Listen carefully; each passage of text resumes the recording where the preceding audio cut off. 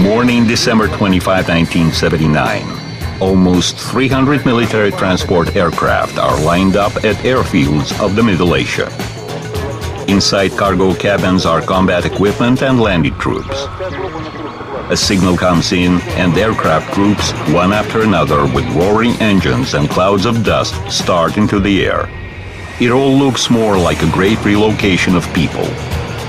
In the next 3 days, the intensive work does not slow down. A constant engine's roar of heavy aircraft hangs over the airfields. That's how the picture of the Soviet invasion in Afghanistan looked. In the first days of the operation, almost 8,000 people, 900 items of equipment, and over 1,000 tons of cargo were relocated. And this was only 2% of the enormous volume of transportation performed by the Soviet military transport aviation in that war. From the very appearance of such means of transport as aircraft, it was naturally designated for relocation of cargoes and people. Invention of a parachute brought up the idea of landing troops, people and cargoes dropped from the aircraft.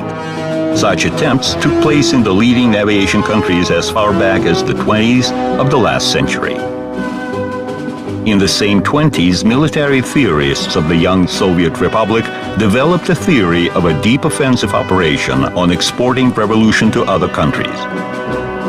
The massive assault forces as an offensive tool were to play a leading role in the deal. However, those plans were yet far from realization.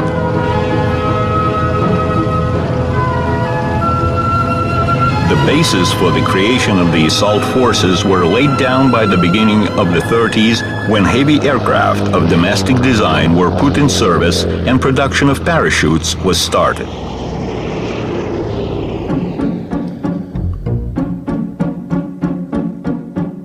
The first experimental assault force was created in March 1931 in the Leningrad military district. It comprised 12 TB-1 bombers and 10 P-5 support aircraft.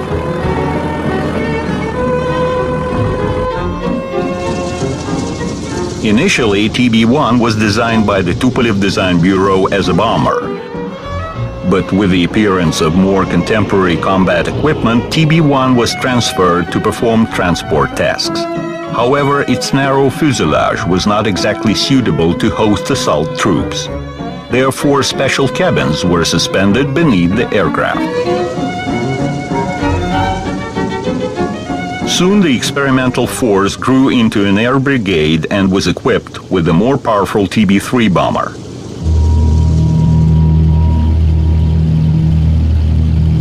Although it had the same problem as TB-1, it was not suitable to perform specific assault tasks. In order to drop paratroopers, aircraft had to fly at a low speed. More than that, the paratroopers located outside worsened its air shape, and the aircraft piloting was becoming difficult and simply dangerous.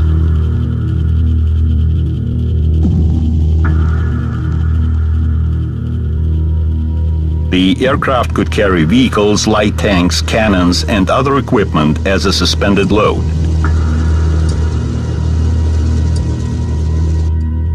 However, flight characteristics in this event, its speed and range in the first place, significantly dropped. Nevertheless, the transport aviation potential grew from one year to another. During the September 1934 military maneuvers, almost 600 paratroopers were dropped from the aircraft. 1 year after, at the same kind of maneuvers, the assault force was twice as big. While at the 1936 maneuvers, an entire air assault division was redeployed, and that was over 5,000 people. By the end of the 30s, the Red Army was tested in a series of minor but quite realistic wars. Combat experience at the Hassan Lake and at Halkingol showed the significance of the transport aviation in the provision of troop support. The undeveloped roads in those areas and their complete uselessness in the breakup season left no other logistic means except aircraft. 150 aircraft took place in the military raid in Bessarabia, and over 7,000 men were parachuted.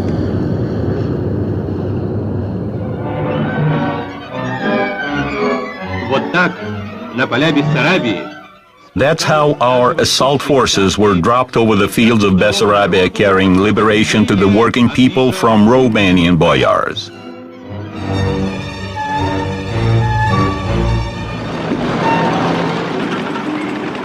The most hard was the war with Finland. The Red Army generals planned to cope with it within 3 weeks, but the war continued for 4 winter months. Due to mediocre leadership, entire combat units were surrounded, and there was no other way but to support them by air. Flights were performed under heavy conditions in snow, frost, and fog. The shipment volume turned out to be unexpectedly huge. Aircraft from almost all military districts and even from the civil air fleet had to be employed. The passenger PS-84 helped a lot to resolve the problem. Its production was started in the USSR just before the war with Finland, under a license of the American Douglas Company. This aircraft had an advanced for its time radio and electronic equipment, blind flight tools, automatic pilot control, and means for defrosting. Of all Soviet aircraft of that time, PS-84 was the most suitable for troops and cargo's transportation. It could take 21 paratrooper and up to 2 tons of cargo on board.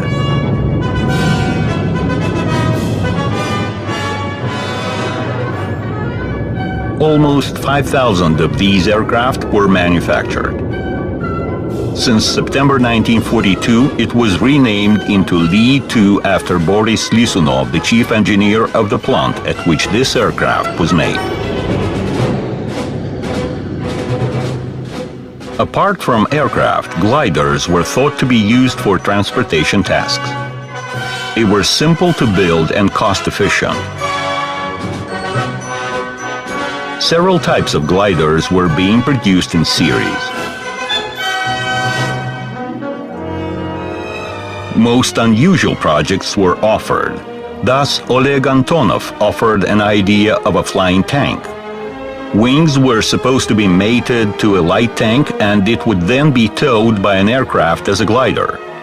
Tests were performed, although they had no practical result.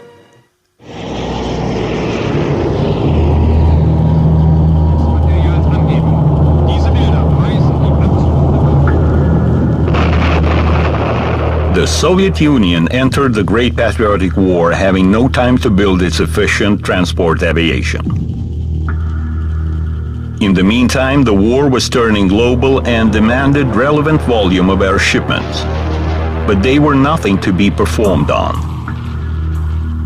The scanty transport aviation fleet suffered notable losses from the first German bombings. Once again, frontline aviation and the civil air fleet were used, of which special purpose air groups were formed. Everything that could fly was employed.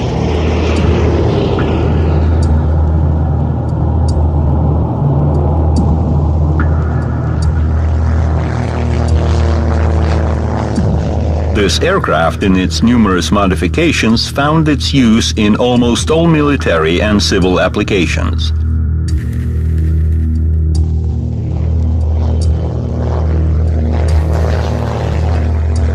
As to air transportation, sometimes only U-2 was capable of performing communication and support of partisan, since it did not require any big and prepared landing strips.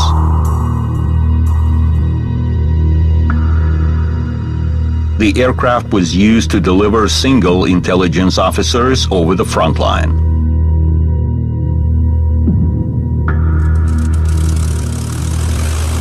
Several U-2 ambulance versions were made to transport the wounded.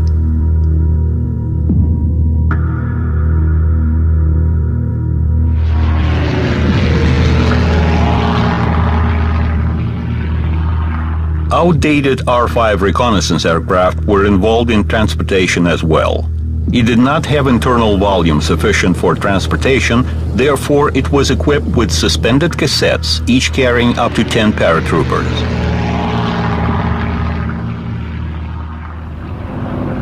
Those were hard times for the transportation staff, military units relocation, evacuation of the wounded, deliveries of ammunition and food to the front.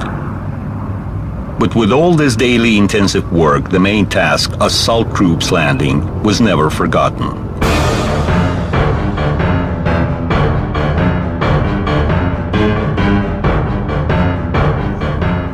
The first in the war troops landing was made on June 29, 1941. 300 German tanks ran out of gas near the town of Slutsk. An assault team of 64 paratroopers was sent to destroy them. In October, near Mtsensk, an assault group stopped Guderian tanks moving towards Moscow for over 2 weeks.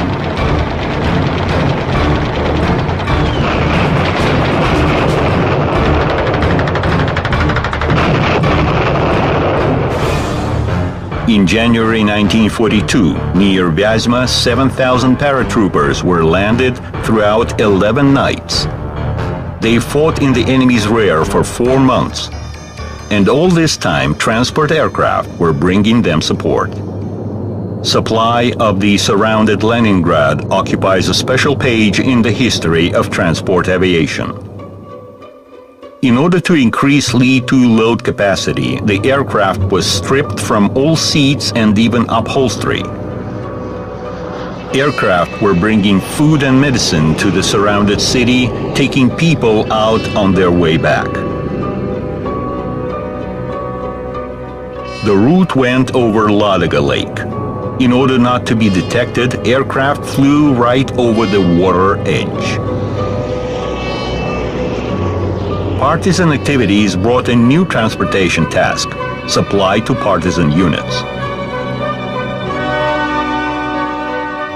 Flights were mostly performed at night, with landing on badly lightened grounds of limited sight. 10 p.m. Right on time.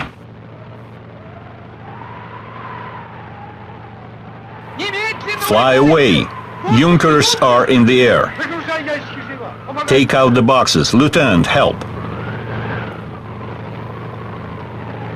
That's all. Bring the wounded. You have 2 minutes.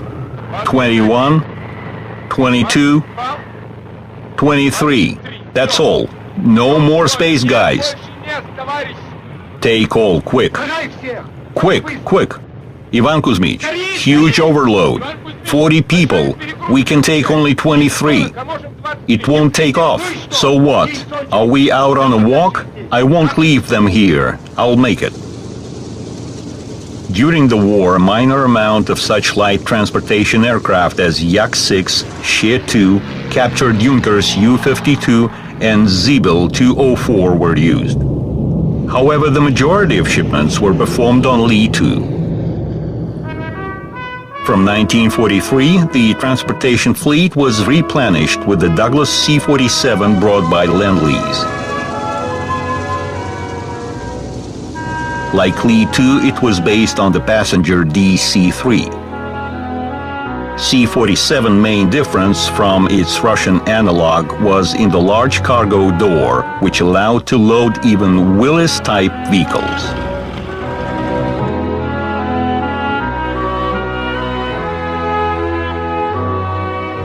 The American aircraft was deemed more reliable and it was sent to perform the most serious tasks. Successful construction became the key to the Li-2 and C-47 long life. Moreover, the first Sergei Ilyushin's aircraft resembled Douglas a lot.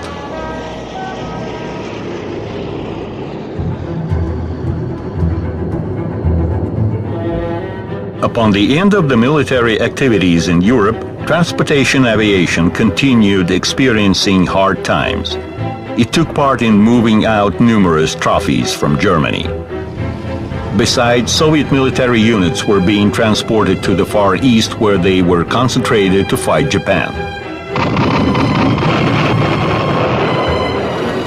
The military advance started in August 1945. Japanese defense was weak and Soviet tanks broke away from their supply bases for hundreds of kilometers, so that fuel and ammunition had to be delivered by aircraft. The Second World War experience showed how significant transport aviation was in combat conditions. 1/3 of all air flights during the war were made in performance of transportation purposes. A conclusion was to be made. Transport aviation should be established as a separate structure equipped with special aircraft. The United States followed exactly this way. They created aircraft of different carrying capacity and range, first with piston engines and then with gas turbine engines.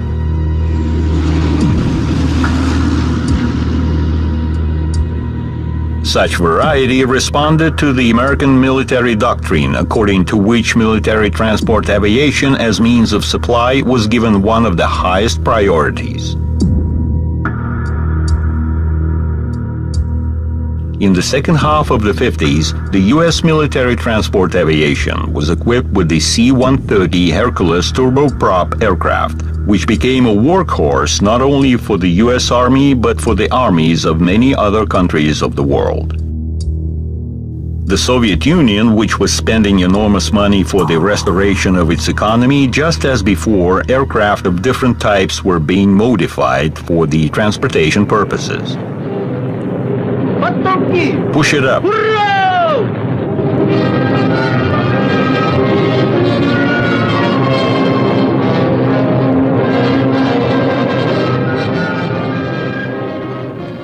In 1948, the landing transport aviation was equipped with Il-12D. This aircraft was not much faster than Li-2, but had one undoubted advantage, a cargo hatch on the left side.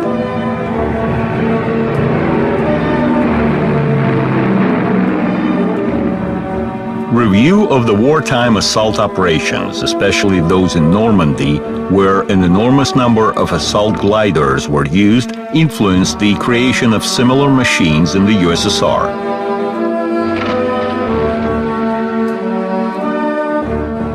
That's how Tse-25 glider designed by Pavel Tsibin and Yak-14 glider of Alexander Yakovlev appeared.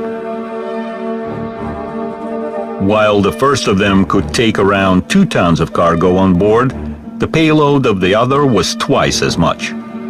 A spacious cabin allowed Yak-14 to carry 2 trucks with cannons and automobiles, what no other aircraft on service at that time could do.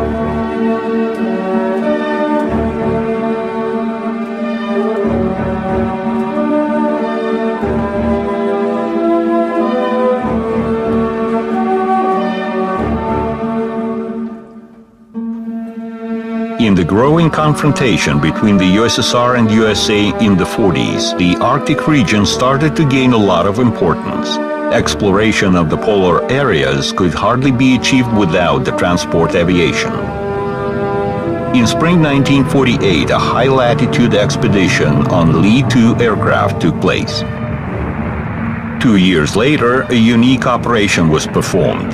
Aircraft towing gliders went toward the Northern Pole.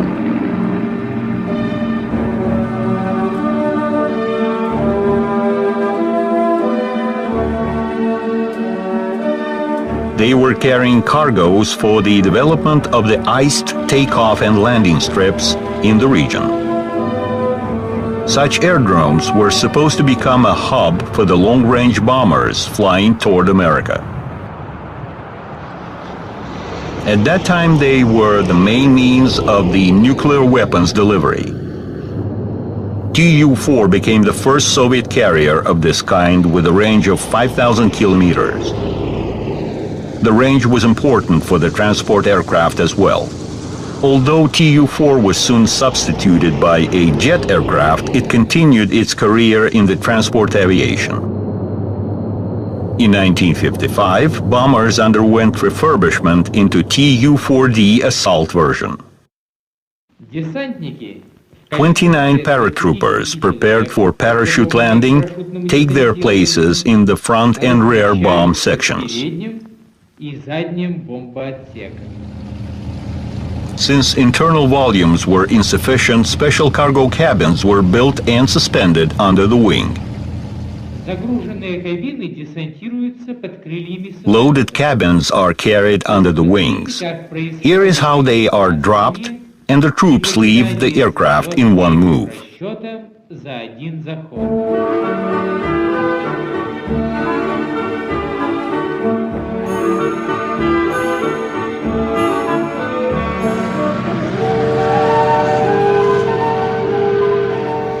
The Tu-4D deficiency was in its dependence upon aerodromes with good pavement and a long takeoff and landing strip. It also had limited assault capabilities. Interesting enough that from the beginning, Tupolev offered Air Force an assault version of Tu-4 Tu-75 with a capacious fuselage. However, at that time, long-range bombers and jet fighters were a higher priority, and the aircraft was not put in production.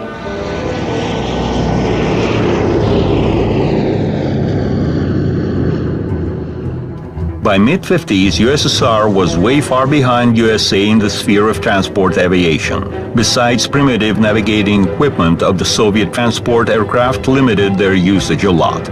It was impossible, for example, to drop paratroopers at night and in bad weather due to absence of the plane-to-plane communication, or it was impossible to fly in a close formation to make a compact assault landing.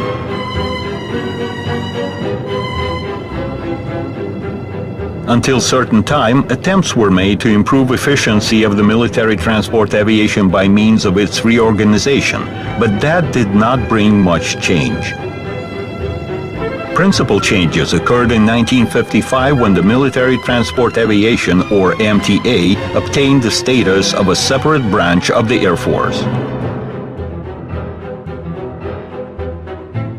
Marshal Nikolai Skripko assisted the MTA establishment a lot. He became commander of the Assault Transport Aviation in 1950 and served in that position for 19 years. In the same 1950, requirements to the specialized transport aircraft were formulated. Takeoff and landing were supposed to be arranged from sand as well as from limited strips, and flights were supposed to be performed in difficult weather conditions day and night.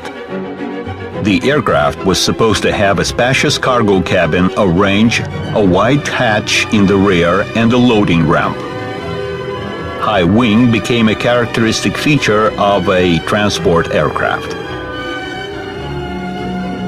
Such aircraft started to enter service from 1958. It was a turboprop AN-8 designed by Oleg Antonov's design bureau. Its load lifting capacity amounted to 11 tons, which was 3 times more than of its predecessors. It could carry and parachute large military technique and cargoes. It had heavy-duty landing gear to operate from sand and snow-covered aerodromes. This aircraft did not stay long in production. The range of the MTA service in the interest of different types of forces was growing continuously, and an aircraft with much higher payload was already required. Moreover, missile forces were developing fast, and they were usually deployed in places to which one can get only by air. So right after AN-8, there appeared AN-12, with twice bigger payload and an expanded flight range. Unlike its predecessor, it had 4 instead of 2 turboprop engines. In December 1957, AN-12 made its first flight. Just like AN-8, the prototype was piloted by test pilot Yakov Vernikov. AN-12 appeared to be easy and unpretentious. As to the number of copies produced and the amount of modifications, this machine has no match among the Soviet transport aircraft. Large cargo cabin allowed to carry an entire variety of the military assault equipment, as well as items of other types of armed forces with a mass of up to 20 tons. Landing capabilities grew significantly with the appearance of the multi-sphere parachute systems.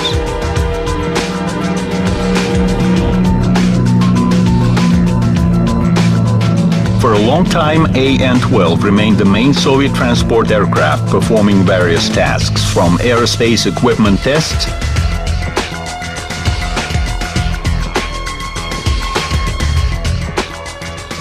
to scientific research in polar latitudes. A unique 26,000-kilometer-long flight from Moscow to Antarctic was performed in 1961.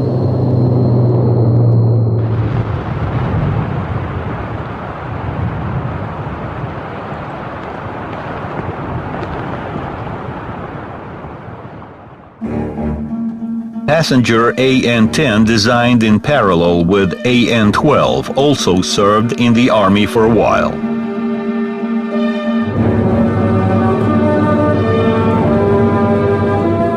However, this aircraft did not adapt itself to MTA.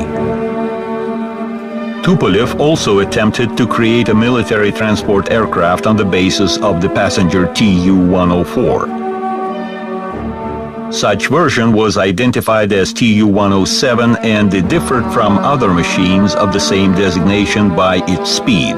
However, all of its other characteristics did not comply with the requirements of the specialized transport aircraft.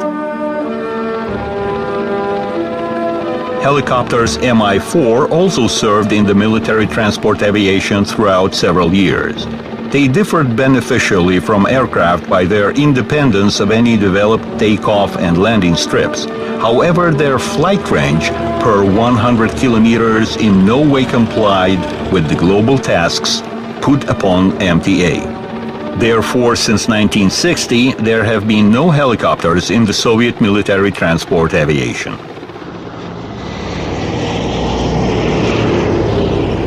By 1970s, development of military equipment turned impetuous. It became more powerful, heavier, and larger. Therefore, An-12 could not fully resolve transportation tasks. This aircraft could now carry only 20% of the military equipment assortment. It was time for even more larger aircraft. That's how the An-22 Antaeus heavy military transport aircraft appeared. The first flight of this giant took place in February 1965. Pilot Yuri Kurlin took this aircraft into the air. An-22 is the first in the world wide-body and the largest for its time transport aircraft. Thanks to its multiple landing gear with pneumatic pressure control, this aircraft can land on sand and snow-covered airdromes.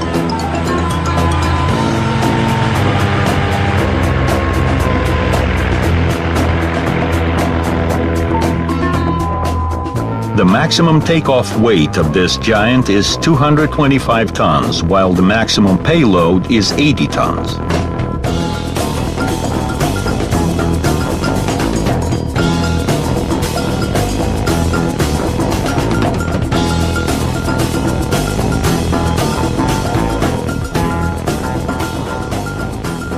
The Soviet Union proudly demonstrated Antaeus at the Le Bourget Aviation Salon, where undoubtedly it was a superstar. Paris International Aviation and Space Salon at Le Bourget. An American B-58 bomber crashed at landing before the eyes of thousands of spectators. This sensational news was forced from the front lines by the appearance at Le Bourget of the world's largest aircraft designed by Oleg Antonov. 41 world records were set on this aircraft. Antaeus became the first aircraft to lift a 100-ton cargo.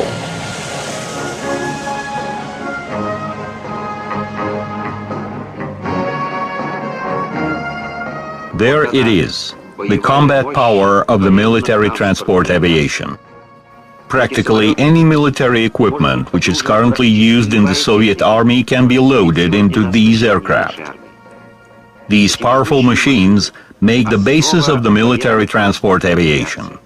They can carry not only paratroopers at enormous distance, but can supply them with heavy armament. AN-22 can take on board up to 290 soldiers or 150 paratroopers, tanks, assault combat vehicles, missile units, and practically any type of frontline aircraft and helicopters. The takeoff is soon. Loading is on the way. Every detail is important and there could be no miscalculations. A minor mistake on the ground can be hard to correct in the sky. Increased capabilities of the military transport aviation make paratroopers many times more powerful. With the anti-air appearance, the problem of various types of the armed forces equipment, air transportation, including strategic missile forces, was practically resolved.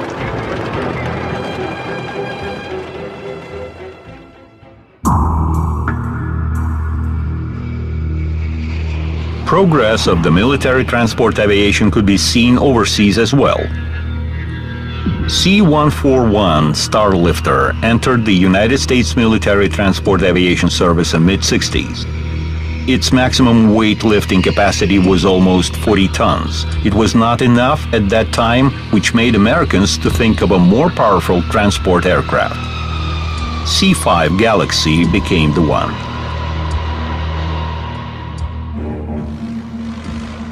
In the 60s, capabilities of the Soviet transport aviation were several times tested in exact operations. Intensive oil field explorations started in those years. All that was required, tubes and special equipment, was being delivered by transport aircraft. They were also carrying out gold and diamonds from Yakutia.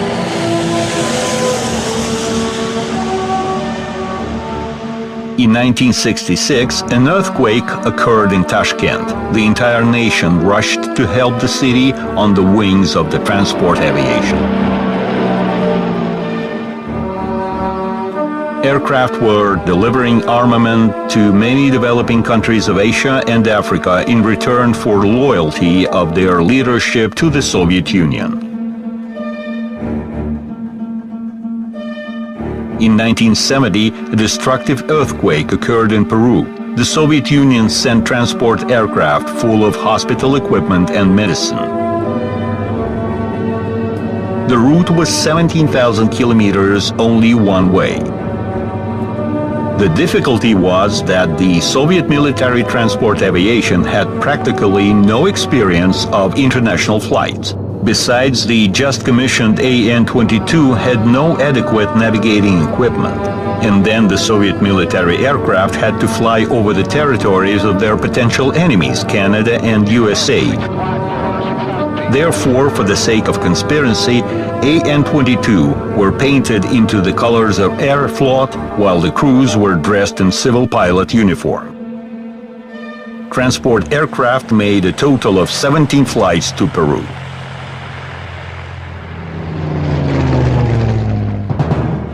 In MTA, there was always a tendency toward aircraft payload increase. However, there were other spheres where air transportation were not so massive. Minor aircraft were required accordingly. They were used in the Air Force transportation detachments and in the civil air fleet in the interests of various organizations.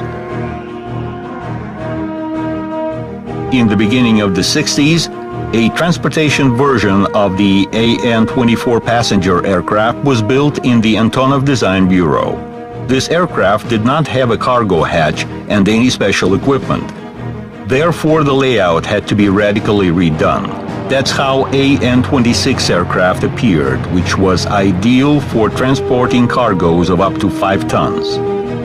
Later on, AN-26 was refurbished into an aircraft identified as AN-32. It had everything optimized for the use in hot climate and highland.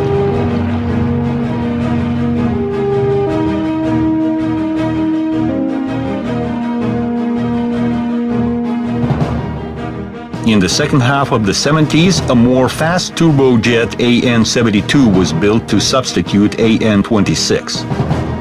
An interesting combination of engine's location and a high-lift wing significantly improved the takeoff and landing characteristics of the aircraft. It did not get into MTA as well, however, it was used by the Air Force transportation and border patrol units. The civil modification of this aircraft was identified as AN-74. But let's get back to the heavy military transport aircraft. Il-76 became the aircraft of the new generation, combining all achievements of the scientific and technical progress. It was made in the Ilyushin Design Bureau under the supervision of Genrikh Novozhilov. In March 1971, test pilot Eduard Kuznetsov took the prototype into the air from the Moscow Central Aerodrome. Il-76 was deemed to substitute AN-12 in order to expand capabilities of the military transport aviation without increasing its quantity. In reality, both aircraft were operational together for a long time. A lot of things were very well thought of in the development of Il-76. The aircraft was perfectly adapted to land paratroopers. High speed allows it to reach the goal fast, and there, the huge aircraft can drop its speed to a minimum. The slower it flies, the safer it is to leave it. Parachuting in 4 streams provides for the compact troop landing. Leaving Il-76 paratroopers are covered by the side doors and the cargo hatch leaves.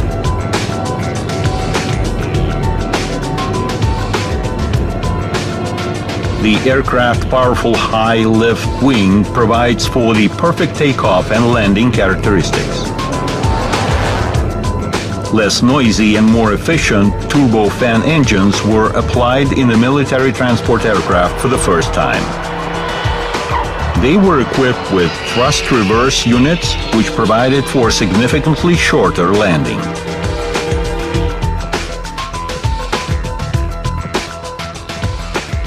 Overcoming enemy air defense, Il-76 may fly at an utmost low altitude, and it will still have the ability to drop equipment.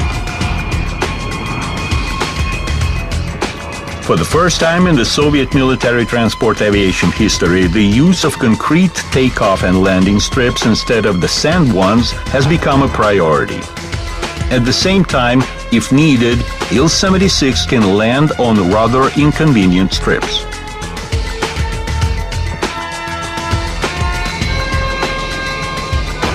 Later on, more improved modifications, Il-76M and Il-76D appeared. Modernization increased the aircraft payload capacity from 33 to 50 tons. Around 300 aircraft of this type were commissioned to MTA.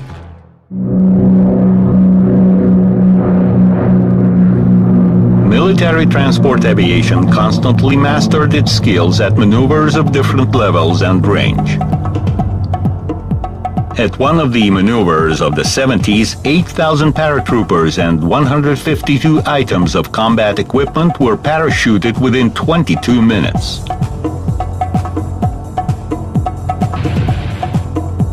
At other maneuvers in 1979, MTA aircraft relocated an airborne division within a very short period of time from Tula to Transbaikalia. During the same maneuvers, a hidden relocation of a huge amount of frontline aircraft was performed at a distance of 7,200 kilometers.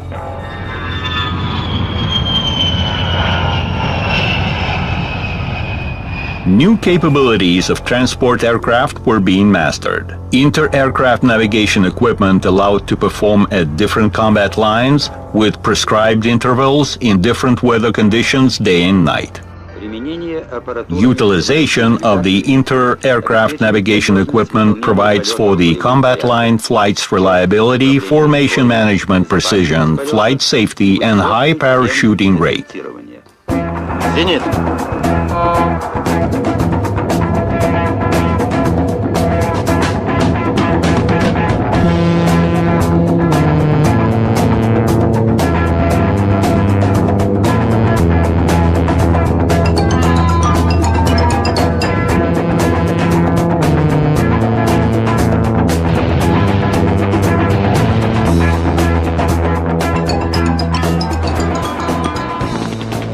Very soon, the skills acquired at maneuvers were used in real combat conditions. In 1979, leadership of the USSR decided to send troops to Afghanistan.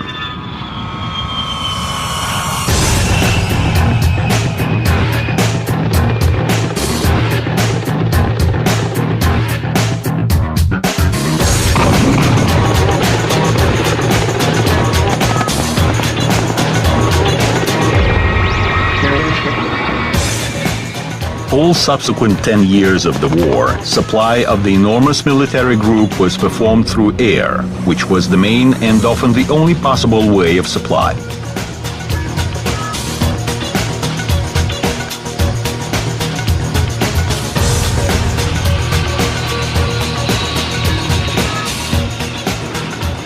Aircraft delivered everything, from armament and ammunition to food and construction material. For example, in 1980, the rate of flights reached 200 per month.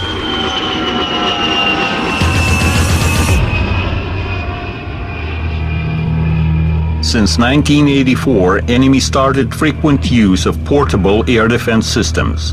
In order to protect aircraft, they were equipped with decoy flare dispensers.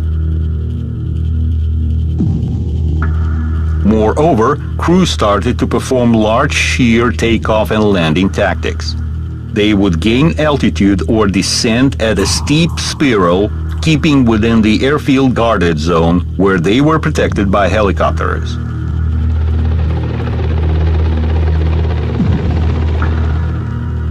After the decision to withdraw forces, the main load was again put on MTA.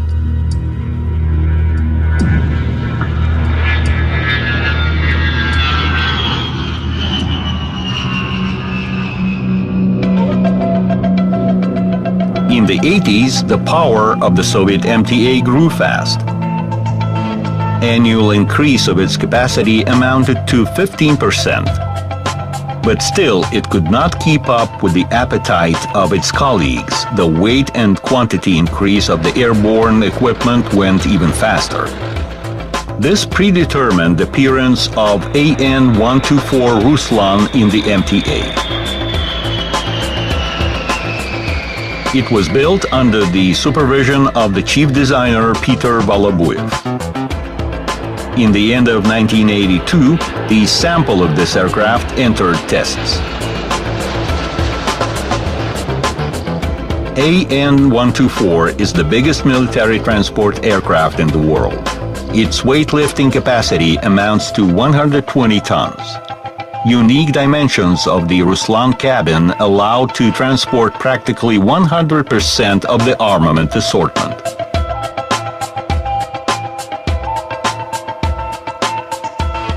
AN-124 has two decks with cargo hatches in the front and rear parts of the fuselage. For loading and unloading, Ruslan is equipped with two overhead cranes and special loading runners.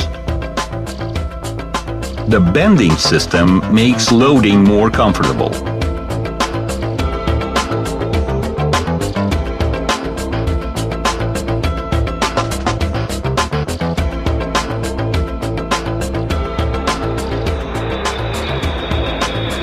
Despite of its enormous takeoff weight of almost 400 tons, AN-124 can take off even from sand.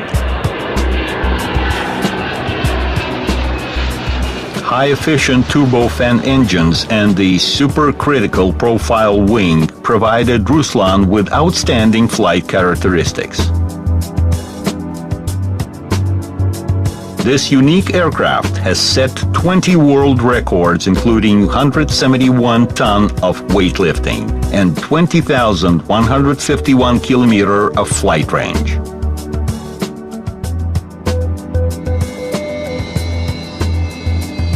It is interesting to compare how MTA capabilities increased throughout the last 50 years.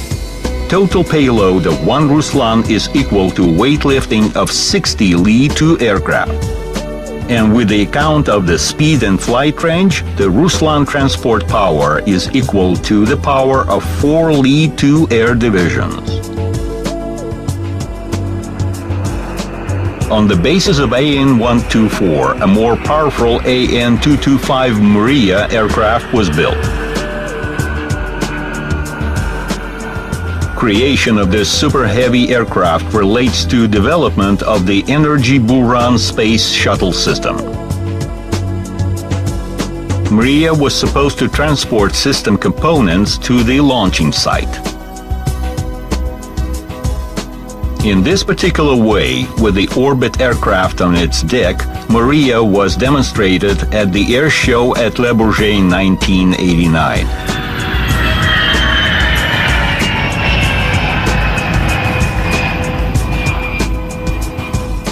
This aircraft holds the weightlifting record of 253 tons, while the aircraft's flight weight amounted to 585 tons. Mriya is a number one among record holders. It holds 240 records.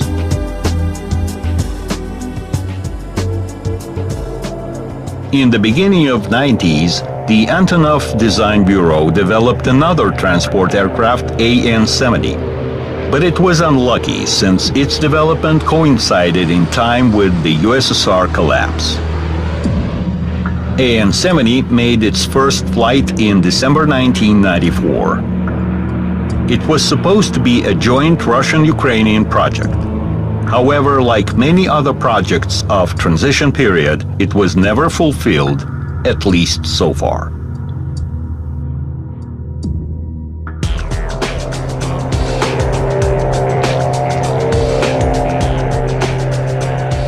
At present, the Russian military transport aviation operates Antaeus and Ruslan. But the main aircraft as to both quantity and the group combat capabilities is Il-76. The potential of its construction allowed to produce many different modifications. A civil cargo aircraft,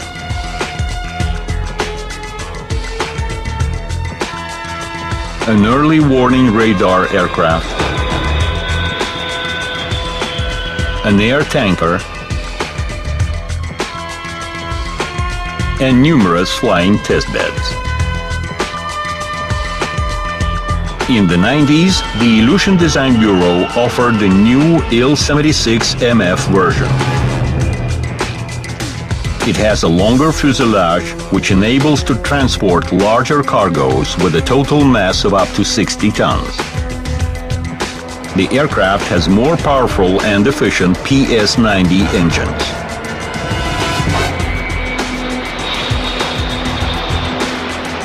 On the basis of Il-76, a new special firefighting version was developed, which can drop 40 tons of fire-extinguishing liquid within a matter of 5 to 6 seconds.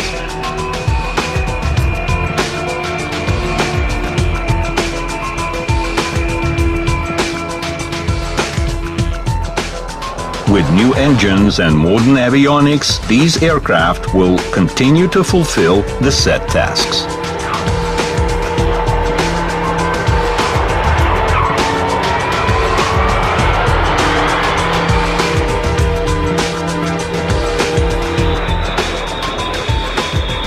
The Russian military transport aviation regularly take part in the command maneuvers, including the joint ones, for example, with India and China.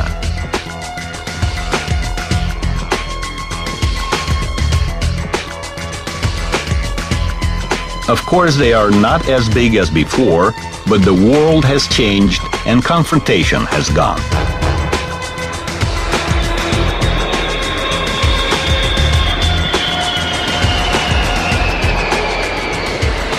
transport aircraft have found application in civil air companies specializing in shipping commercial cargo. Unique capabilities of Russian aircraft enjoy demand around the world. And in Russia itself, with its huge undeveloped territories, transport aviation will always be in demand.